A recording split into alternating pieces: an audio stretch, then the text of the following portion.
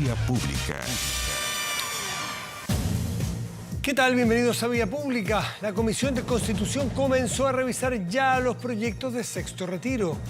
Primer paso de una iniciativa a la que el gobierno ya manifestó su rechazo. En total son 6 distintos los proyectos de ley presentados por los parlamentarios en base a un sexto retiro de fondos provisionales. No se han realizado los 6, se han presentado 6. Hasta este viernes, 21 de abril, se fijó el plazo para que los integrantes de la instancia presenten la nómina de invitados a las discusiones, los expertos. El próximo martes 25 de abril será la primera sesión con audiencias públicas con 1 hora de duración como máximo. Habrán al menos 2 sesiones de audiencia. Luego habrá otra sesión para votar en general. La iniciativa que propone retiros de fondos de pensiones se votarían en Comisión de Constitución el próximo 9 de mayo, después de las elecciones. Recuerde que las elecciones son el 7 de mayo. Y luego serían votadas en sala el 10 de mayo. Si se rechaza en general la idea de legislar este proyecto o estos proyectos, puede que se fusionen en uno, tendrá que pasar otra vez un año para volver a presentar proyectos en esta materia. Vamos a la mesa de conversación.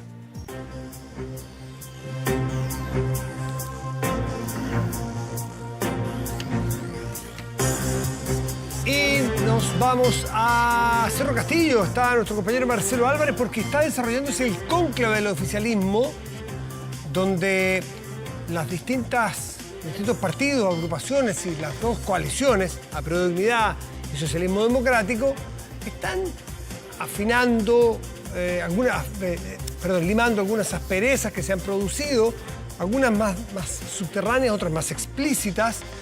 Y Marcelo, cuéntanos qué es lo que ha pasado allí, qué es lo que nos puedes narrar. Hola Matías, buenas noches. Sí, exactamente a las 20 horas con 10 minutos aproximadamente comenzó esta reunión citada por el presidente de la República, Gabriel Boric, básicamente para, tal como decías tú, limar asperezas, cerrar las fisuras que podrían haberse generado en los proyectos de ley, principalmente el Nain Retamal, recordarán ustedes, donde la coalición de gobierno prácticamente no actuó como un solo bloque. Hubo algunos problemas ahí, algunas personas, algunos diputados, algunos parlamentarios no acogieron el llamado del presidente a apoyar directamente esta normativa y esta fue una situación, por cierto, compleja de resolver hacia el interior del oficialismo. El presidente de la República citó a su comité político y también a los presidentes de los partidos que componen los 2 conglomerados que apoyan al gobierno del presidente Gabriel Boric. Como les decía, la ministra del Interior, Carolina Toá, se encuentra al interior del Palacio de Cerro Castillo, también la vocera de gobierno, el subsecretario Monsalve, porque están analizando básicamente de qué manera van a actuar frente a los 31 proyectos para apoyar y tratar de combatir la delincuencia en nuestro país. ¿Cómo van a ser enfrentados en el Parlamento estos 31 proyectos que deben ser apoyados en bloque y que no se produzcan, por cierto, fisuras y problemas como ya ocurrió con la ley Nain Retamal? Están en el interior, se supone que están escuchando básicamente la presentación de la ministra del Interior y la idea es que puedan limar asperezas. También se propone y se pretende que en esta reunión se entregue un apoyo transversal de parte de la coalición de gobierno a la ministra Toá, que ha sido la que ha enfrentado y la que ha tenido que sufrir el mayor desmedro a propósito de la escalada de violencia que ha enfrentado nuestro país en los últimos meses. Ella ha bajado una puntuación importante en las encuestas y por lo mismo hay preocupación respecto de la evaluación ciudadana. Vamos a escuchar lo que dijo precisamente la ministra Toá antes de venirse al Palacio de Cerro Castillo cuando salió del Congreso Nacional. La jornada de hoy es una jornada de trabajo. La agenda de seguridad es una agenda muy vasta y lo que vamos a hacer hoy día es hacer un ejercicio de poner arriba de la mesa toda esa agenda para analizarla en conjunto y para reforzar, a propósito de lo que hemos estado haciendo en este tiempo, la integralidad que tiene esa agenda y los propósitos que se propone, que son extremadamente urgentes para el país. Claro, escuchábamos a la ministra Toá respecto de cuáles son las prioridades, de cómo debe ser enfrentado este paquete de medidas para afrontar la delincuencia que ha propuesto el gobierno del presidente Gabriel Boric. De hecho, él citó a los parlamentarios afines a su gobierno básicamente para actuar en bloque. El llamado es a no tener fisuras, no presentar problemas como, les decía yo, ya ocurrió con la ley Naín Retamal, que incluso tuvo algunas personas, algunos parlamentarios que supuestamente tenían que apoyar la moción del gobierno del presidente Boric, rechazando en el Parlamento esta ley. Sí, Marcelo Álvarez, también hemos visto que distintos grupos políticos han ido a conversar con la ministra del Interior, con Carolina Toá, por ejemplo, del Frente Amplio, mostrándoles de alguna manera su inquietud, algunos grados de molestia, incluso con el cómo se ha llevado adelante las tramitaciones legislativas, de las materias vinculadas a seguridad. Y después vimos como contraparte hoy a los senadores socialistas yendo al Palacio de la Moneda también para mostrar, pero en este caso apoyo a Carolina Toá. Ella es del socialismo democrático, es decir, está muy clara, no es solamente el reporteo off the record, silencioso que uno tiene, que habla de lo mismo, de una fisura que puede llegar a ser importante si no se ataja a tiempo entre las distintas dos coaliciones del gobierno, sino más bien explícita la molestia de un lado y de otro con la fórmula. Y como decías tú, y esto ha hecho que pague un costo en apoyo ciudadano y popular la ministra del Interior. Así es que esta reunión es muy importante, es muy clave, a ver qué es lo que va a salir de aquí, qué es lo que se puede conversar mañana y pasado, qué es lo que se va sabiendo, porque probablemente la versión va a ser única, va a ser tranquila, va a ser todo bien, pero de a poco se van a empezar a conocer detalles de qué ocurrió adentro, qué se dijeron, la franqueza con que están poniendo los temas sobre la mesa, Marcelo. Exactamente, de hecho el ánimo era bueno. Yo debo decir que el ánimo con que se podía apreciar la llegada de los parlamentarios de Apruebo Dignidad y también del socialismo democrático era positivo. Por ejemplo, el senador de Urresti dijo una cosa muy cierta: hay que estar en las buenas y en las malas con los aliados, y hay que estar siempre para apoyar.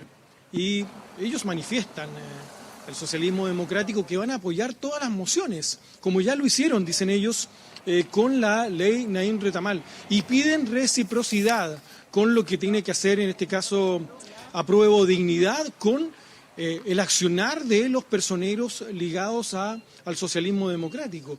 Me refiero al subsecretario Monsalve, a la misma ministra Toá.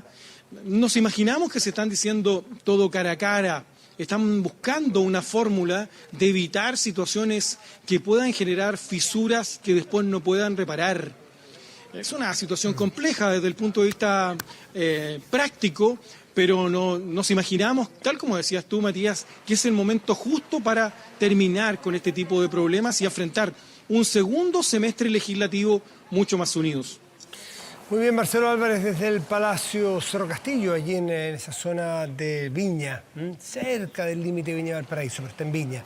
Muchas gracias, Marcelo. Estamos atentos. Si es que es necesario, nos llamas, obviamente.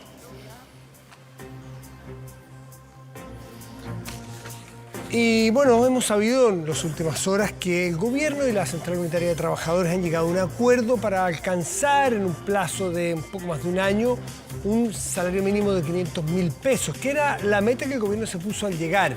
Se adelanta esta meta, no es de un día para otro, ayer se lo decíamos, se lo señalábamos, va por partes y además está indexado o eventualmente condicionado a determinados algoritmos de inflación que se vayan produciendo, pero llegar a julio del 2024 a los 500.000 pesos.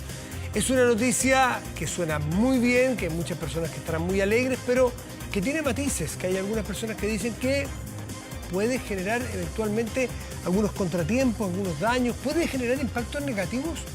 Veamos de qué se trata. Eduardo del Solar es presidente de APYME y de Convergencia de Gremios Pymes. Eduardo, buenas noches, gracias por recibirnos. ¿Cómo estás? Buenas noches, Matías, ¿cómo estás? Muchas gracias por invitarme. La verdad que, yo represento a la Convergencia Nacional de Gremios Pymes y Cooperativas de Chile, pero además yo vengo del mundo de los proveedores de la salud, porque como gremio integramos la convergencia y yo soy el director ejecutivo de los proveedores del Estado en la salud. El tema este del salario mínimo, la verdad es que nosotros nos enteramos por la prensa que ya estaba todo listo. ¿Ah? Aquí hubo una conversación entre la CUT, que representa el 17% de los trabajadores, y el gobierno. Estuvimos ajenos a esto de la discusión, las empresas pymes. Hay que aclarar también que las pymes no se sindicalizan. ¿Ah? Normalmente los dueños de las pymes son trabajadores y son una parte importante de la composición de la empresa. Por lo tanto, su representante legítimo no es la CUT, sino que son los gremios pymes, donde ellos se asocian. Sí, Eduardo, para ir quedando claro, tú me dices que el 17% de la fuerza laboral chilena está representada a través de la CUT y lo que ustedes, a través de las pymes, están más atomizados en distintas asociaciones multigremiales gremiales que no han sido consideradas en esta conversación. Así es, así es. Nosotros nos invitaron el día viernes para decirnos que íbamos a hablar del salario mínimo y se nos dio una invitación para el día miércoles, que es mañana, y nos encontramos el lunes con el anuncio del gobierno que ha llegado a un acuerdo, que el que tú mencionabas, llegar a julio del 2024 con 500.000 pesos. Y la verdad, nosotros participamos el año pasado en lo del salario mínimo y tuvimos subsidios, subsidios que terminaron el 31 de marzo, y reconocemos el legítimo derecho de los trabajadores a optar a sueldos más justos, a tener un reajuste, pero también estas cosas hay que hacerlos con cautela, y que decía ser el gobierno de las pymes, hemos tenido un sinnúmero de problemas. Tuvimos un año 2022 muy grande, muy estrecho económicamente, todo el país lo conoce, con una inflación alta, con un dólar volátil y disparado.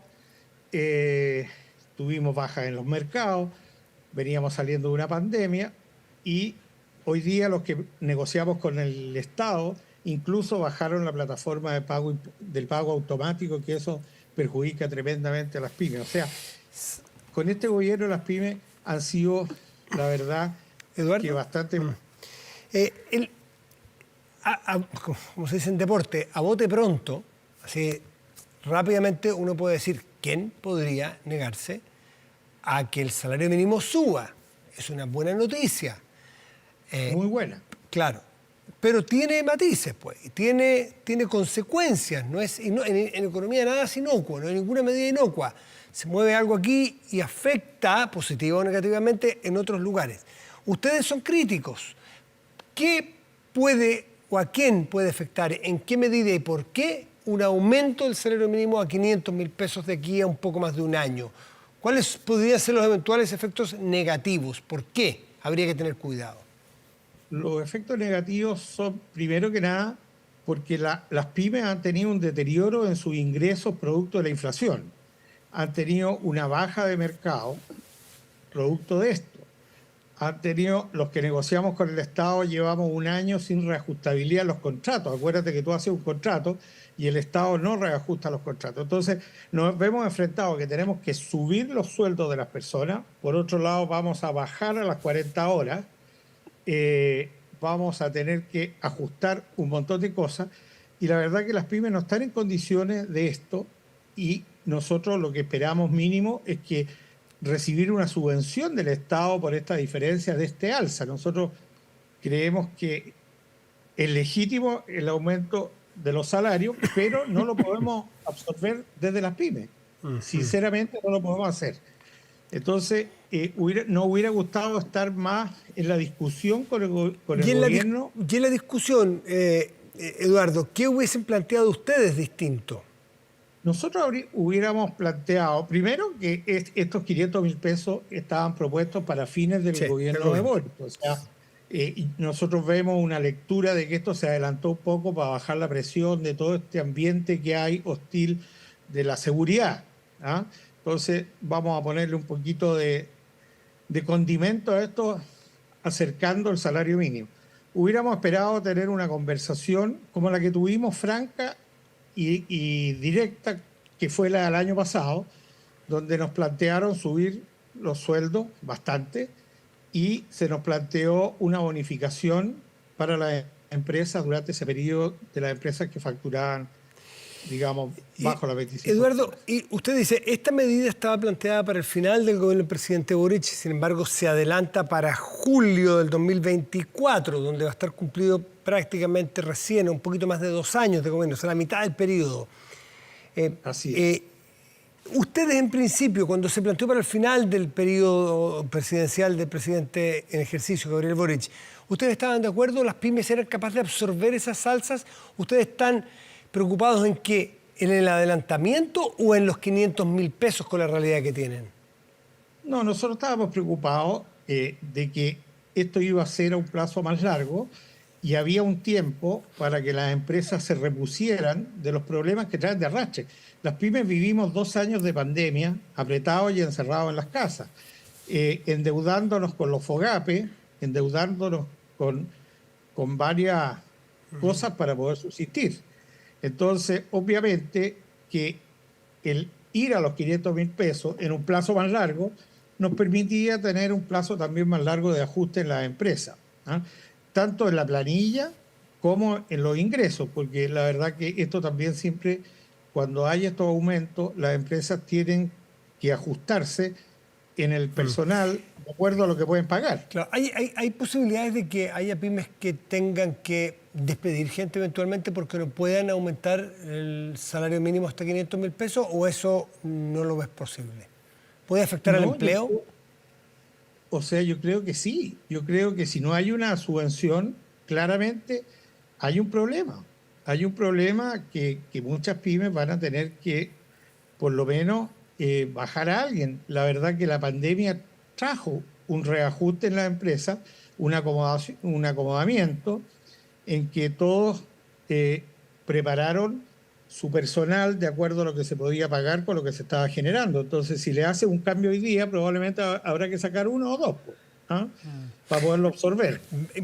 ¿Cómo se suma esto con algo que mencionaste recién, la ley de 40 horas, que también es progresiva, no es de un día para otro, es en 5 años y bajando 1 hora cada 2 años para hasta llegar a las 5 horas menos, digamos, a las 40? Así es. Mira, la ley de 40 horas trae una cosa que es buena para los trabajadores, que van a tener más tiempo para estar con su familia, pero tenemos que tener claro que la mayoría de los trabajadores, y sobre todo en las pymes, los trabajadores trabajan horas extras para tener un ingreso un poco mayor. Por lo tanto, esta ley de 40 horas impide el trabajo de horas extras. Entonces, va a haber afectado en la gente que no va a poder trabajar horas extras y el ingreso va a afectar. Y eso va a traer también encadenado a que los trabajadores van a querer negociar con el empleador para poder recuperar eso que pierden, ¿ya? Y ahí viene otro problema. ¿Cuál? El problema es que no se le puede subir el sueldo. ¿Por qué no se puede subir el sueldo? Dice, porque si no aumentan las ventas, por si no les va bien. Claro, porque si tú no vas a trabajar más, no vas a poder hacer más productividad en ese minuto que lo que hacías con horas extra y, claro, vas a ganar lo que tu sueldo y no vas a tener el acceso a la hora extra. Todos estos problemas que ustedes están planteando desde las pymes, que es una ¿qué porcentaje de empleo están las pymes? Porque se dan muchas variables. ¿Ustedes cuáles tienen? ¿Qué porcentaje de la fuerza laboral chilena son ustedes, las pymes? Es un porcentaje de las pymes, son más de 1.300.000 empresas, ¿no? Ya. ¿Y empleo en porcentaje de la fuerza laboral? Yo diría que entre el 70-75% las pymes están en el... ¿Tú ves un riesgo allí? Si lo ves tú, lo ve tu gremio. Si lo ve tu gremio, también lo verá el ministro, el gobierno. Me imagino que esto todavía, este salario mínimo tiene que discutirse en el Congreso. Me imagino que ustedes estarán trabajando allí para conversar con los parlamentarios, hacer ver su realidad. ¿Cuáles son los espacios de solución que ven ustedes de aquí en adelante, Eduardo?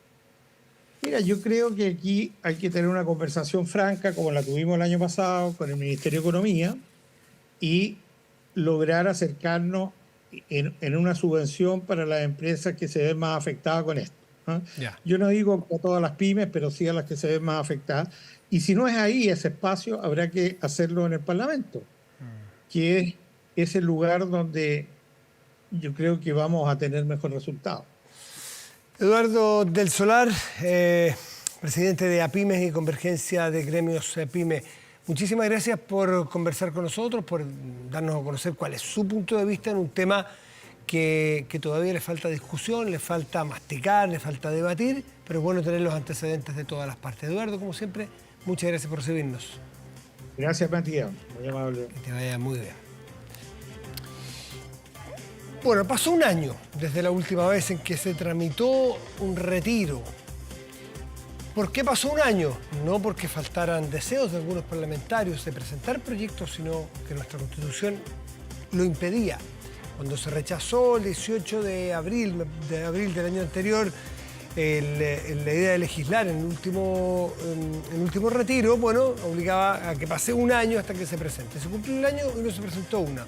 Se presentaron 6, no se presentaron 6, ahora se presentó un séptimo proyecto, porque esto es de ahora en las últimas horas, un séptimo proyecto del diputado del PDG, Rubén Oyarzo, para retirar recursos de los fondos individuales de las personas.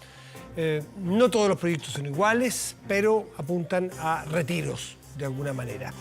Empieza a discutirse en la Comisión de Constitución de la Cámara de Diputados y estamos con el presidente de esta comisión, el diputado del Partido Socialista, Raúl Leiva. Diputado Leiva, buenas noches, gracias por recibirnos. ¿Cómo está usted? No, muchas gracias a ustedes, Matías, buenas noches. Con un poco de sueño, luego una jornada larga. Pero ¿cómo si esta es la mejor hora del día para conversar y estar despierto? Así dicen, así dicen. Así que feliz de poder conversar contigo, Oiga, Matías. ¿y no está en el cónclave usted? ¿No fue el cónclave? No, porque a este cónclave concurrían los presidentes de partido y jefes de bancada. En el caso nuestro, Paulina Boanovich iba con Daniel Manucheri y con Alfonso Urresti, el jefe de la bancada de diputados y senadores. Así que ahí esperamos estar muy bien representados. ¿Y cómo está el WhatsApp interno ahí? ¿Qué está pasando? ¿Le han contado algo, no? Ahí uno está atento. ¿Y cómo está Esto igual que un partido de fútbol. ¿Cómo entramos a la cancha? ¿Cómo vamos? ¿Cómo está el ánimo? ¿Y cómo está el ánimo? ¿Qué le dicen sus compañeros? ¿Cómo está el ánimo? El ánimo siempre es bueno, Matías. Siempre es bueno. Porque como socialistas, además, mañana cumplimos 90 años en nuestro partido. Sí. Sentimos que le estamos dando soporte al desarrollo de una alianza de gobierno muy importante. Estamos muy bien representados. Y aquí estamos para apoyar el trabajo que hace el gobierno. No nos ha tocado fácil. Los temas que están hoy día en la palestra son muy complejos, principalmente el tema de seguridad, que es que por la expertise o el trabajo que yo he desarrollado es el que más me interesa. Usted dice, pero creo yo que estamos poniéndole el hombro, apoyando. Sí. ¿Sienten que todos los socios de las coaliciones de gobierno apoyan con la misma fuerza que ustedes dicen apoyar al gobierno? ¿O sienten que apoyan al gobierno? Yo creo que sí, Matías, pero siempre hay matices en muchos temas, particularmente en materias de seguridad. Ahí es necesario distinguir, sin embargo, de que los proyectos de ley que ha presentado el Ejecutivo vía mensaje, en su inmensa mayoría siempre tienen un apoyo muy claro y nítido por parte de los partidos de gobierno. Hay otras iniciativas que son mociones parlamentarias que muchas veces, si bien el gobierno ha solicitado que se apoyen, no tienen la misma fuerza, las mismas ganas o el mismo compromiso en ciertos aspectos que lo hemos tenido nosotros. Así que hay legítimas diferencias, por cierto, soslayarlo es negar una realidad, pero hay que trabajar en construir, en la diversidad. Creo yo que se puede hacer mucho cuando se tienen claros los objetivos, Matías, y yo soy de aquellos que hemos trabajado mucho. Yo siempre digo lo mismo y lo repito. Hay parlamentarios de todos los sectores políticos, contra lo que generalmente se piensa, que hacen una tremenda labor, desde el Partido Comunista hasta el Partido Republicano. Gente seria, sensata, que no son de aquellos que hacen declaraciones disonantes, un Twitter más, un Twitter menos, sino son aquellos que hacen la pega y que de verdad hacen que el aparato legislativo se mueva. Y yo, sobre todo en materia de seguridad, Matías, y en los otros también, creo que llegó el momento en donde todos debemos ser capaces de unirnos o trabajar en aquellas cosas que nos unen y no permanentemente en diferenciar o profundizar nuestras diferencias. En seguridad tienen que haber puntos comunes y esos hay que trabajarlo de todas maneras. Pero los puntos comunes se buscan porque nadie puede obligar a alguien a pensar de una determinada manera. No va a ser cosa que al final se termine cancelando quien piense distinto por no ir en la marea. Sea cual sea, esta es la forma de pensar, ¿o no? Bueno, ese es uno de los problemas. Porque la política justamente consiste en eso, en ser capaces de convencer, de argumentar, también de permitirse también convencer o argumentar sin renunciar a tus convicciones. Sino, esto no es blanco y negro, la política no es una ciencia exacta. Justamente da cuenta de la posibilidad que tenemos entre todos de ponernos de acuerdo, y yo creo que el desafío que tiene hoy día Chile es tan complejo que si no somos capaces de ponernos de acuerdo, si no somos capaces aquellos que creemos que dialogando, argumentando, se pueden generar grandes transformaciones, mejor nos vamos para la casa. Por eso te decía, Matías, que hay muchas diputadas y diputados de todos los sectores políticos que estamos convencidos de que la sensatez, de una vez por todas, tiene que imperar, y aquello que es lo que vamos a tratar ahora, aquello más que aquellas cosas que te den un rédito político inmediato, sí, o de muy corto tiempo, hay que pensar más a largo y mediano plazo. Diputado Raúl Leiva, entre quienes dentro de Apruebo de Unidad se han opuesto o han levantado quejas o reparos a la agenda de seguridad que ha encabezado la ministra Toá, dicen que hay que tener cuidado con apartarse de la línea del programa de gobierno. ¿Le parece a usted un argumento adecuado a estas alturas? Porque también hemos visto que la realidad hace bastante irreconocible el programa de gobierno. Y no le pasa solo a este gobierno, le pasa a muchos gobiernos en el mundo, en que una cosa es el programa y otra cosa es lo que usted puede hacer del programa, sobre todo cuando pasa un año. Pongamos el caso más clásico, ¿no es cierto? Sebastián Piñera y el terremoto. Lo que estaba escrito y lo que hubo que hacer, totalmente distinto. El propio presidente Piñera, 18 de octubre, cambió el país. El presidente Boric y la seguridad, y la agenda de seguridad y con los crímenes a los carabineros, cambió el país y cambiaron las prioridades. Entonces, el argumento del programa, ¿es un argumento válido o es, dicho un buen chileno, un poquito de chiva, como buscándole formas de llevar agua a mi molino? No chiva con dolo, sino sí, que un poco una búsqueda de un argumento. Yo creo que es una referencia, uno siempre tiene, obviamente, y en todo orden de cosas, en la vida, en los gobiernos, en la familia, en los negocios, en la pega, uno siempre tiene una planificación previa, pero uno tiene que ser capaz, y de ahí la experiencia, expertise, y también la capacidad de ir adecuándose a la realidad.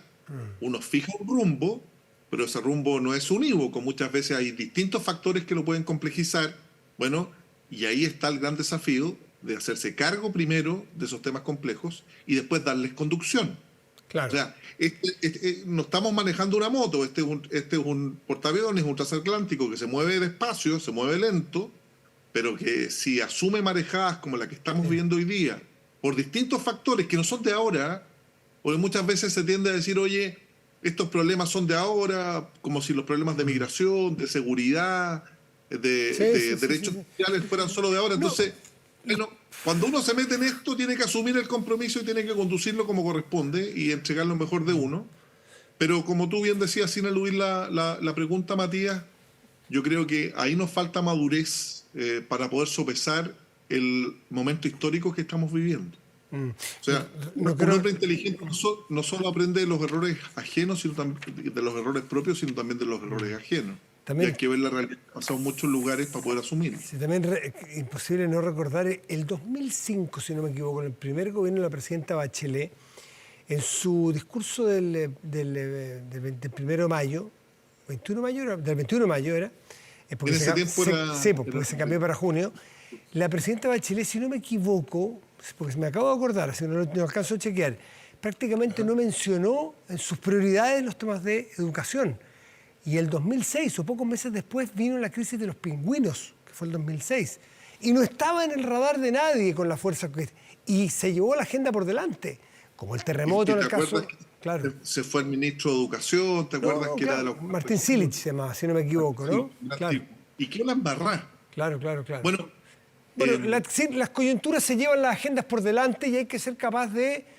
Bueno, de no echarse a morir, de reenfocar el gobierno, reacondicionar las piezas y afrontar el mandato igual, ¿no?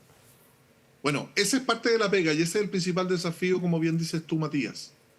La verdad, como somos capaces de irnos haciendo cargo de lo que es la coyuntura, pero con una mirada, yo ahí sí me fijo en el tema del programa, porque ahí tienes una línea de inicio y en definitiva un horizonte, más que la coyuntura específica del día a día, como pueden ser, por ejemplo, o de la semana, como pueden ser los retiros, que es el tema que vamos a conversar. Sí. Hay que tener una línea hacia dónde uno quiere llegar. Por supuesto, si es que un horizonte. llegar, feliz, claro. Ya. A ver, hablemos de los retiros, que es lo que nos convoca, lo tiene despierto hasta esta hora, que por lo visto no es frecuente para usted estar despierto. Lo que pasa es que como yo vivo en Talagante, entonces voy todos los días al Congreso y levantamos muy temprano. Está bien, no, toda la razón. Oiga, estamos ya no con 6, sino que con 7 proyectos. ¿Hay posibilidad de que se refundan en uno? ¿Y qué posibilidades hay de que pasen el primer obstáculo, que es la idea, se llama la idea de legislar, pero en realidad es la votación en general de ese proyecto? Me permito corregirte, Matías. A ver, por favor, enseñarme. 9, no corregirte, 9. No, 9. Porque no solo uno, se presentaron 2 más adicionales, a eso me refiero. O sea, tenemos 9 proyectos que dicen que tienen una idea matriz común, que son retiros previsionales. Hoy día tratamos 6 en la Comisión de Constitución. De esos 6, 4 decían relación con retiros permanentes del 100%, 2 retiros acotados. Además, 2 de ellos, una modificación permanente a la Constitución al artículo 19 y otros 4 transitorios. Se suman estos que llegan hoy y lo que va a pasar para darle agilidad al trámite es que vamos a tener que fusionarlos.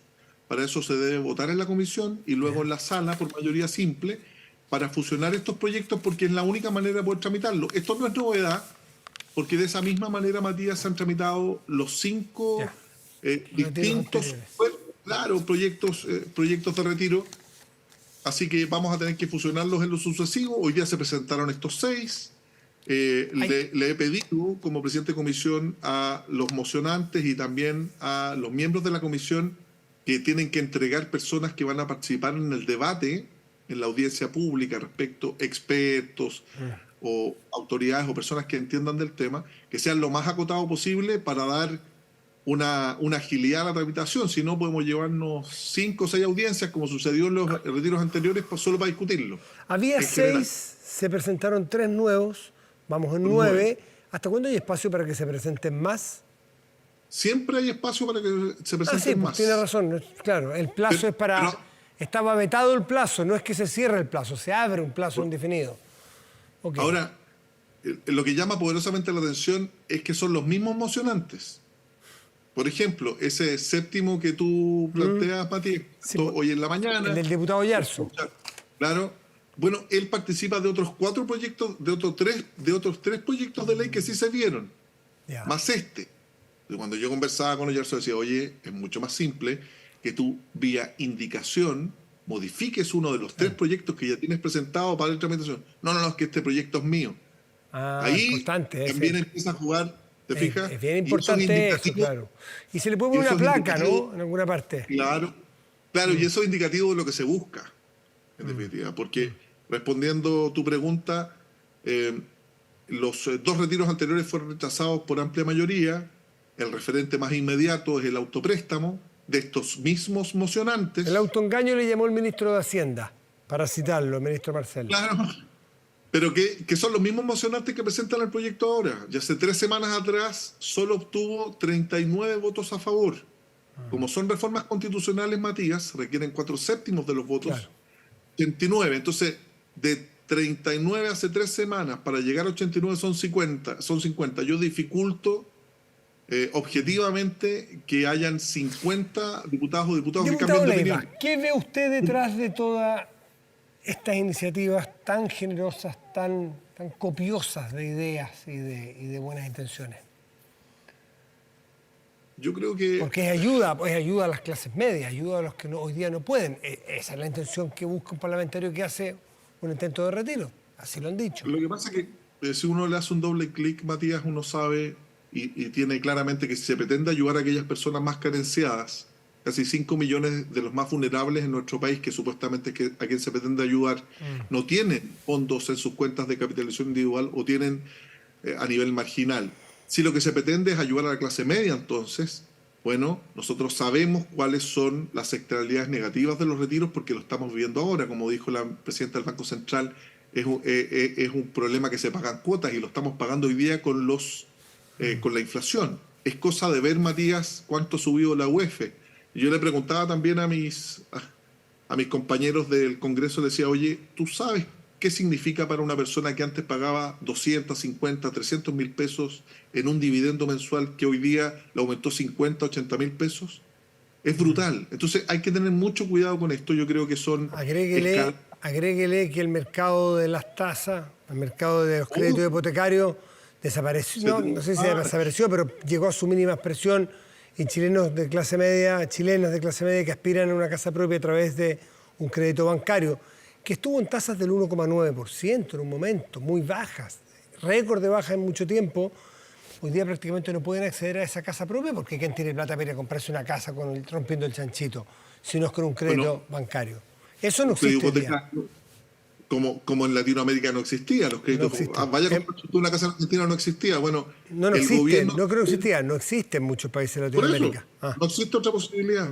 Y por eso el gobierno hoy día tiene este apoyo para el pie, con el aval del Estado para poder obtener créditos hipotecarios, que es súper importante porque como este es un círculo, ojalá virtuoso, se dinamiza la economía, hay mayor construcción, aumenta el empleo, ¿te fijas? Son múltiples los factores. Entonces, como dice Marcel, el ministro Mario Marcel, estamos reactivando la economía, salimos de un proceso complejo, que tuvo sus razones, por cierto que las tuvo, pero yo creo que hoy no es el momento para valorar eso. ¿Y sabéis lo más complicado, Matías, así hablándote bien en chileno castizo? Lo que más lata le da a uno es que quienes patrocinan estos proyectos saben que no se va a aprobar. Saben que no hay agua en la piscina, oxígeno, conversábamos el otro día. Entonces, ¿por qué he decidido tramitarlo lo más rápido posible? Porque si bien es cierto, hoy día hay gente que tiene problemas que no provienen de una pandemia, como fueron los retiros anteriores y que respondieron justamente a eso, a circunstancias extraordinarias. Lo que hoy día sufren las chilenas y chilenos que están carenciados son problemas no extraordinarios, son muy complejos, por cierto, en esa acepción, pero son problemas más de fondo o de base, que por ejemplo una reforma tributaria podría haber ayudado y aliviado. Y muchas veces los mismos que rechazaron la idea de legislar una reforma tributaria, por ejemplo, para recaudar recursos para la PGU o para derechos sociales, son los mismos que hoy día proponen esta varita mágica para solucionar todos los problemas. Yo no estoy de acuerdo con ello, se tiene que legislar igual, se tiene que discutir igual. La discusión de hoy día, salvo una polémica muy particular, fue de muy buen tono y esperemos que los argumentos se mantengan. Sí. Bueno, diputado Raúl Leiva, presidente de la Comisión de Constitución de la Cámara de Diputados, muchas gracias por estar esta noche con nosotros. Lo liberamos. Muchas gracias a ustedes, Matías. Que esté muy bien, buenas noches. Ahora.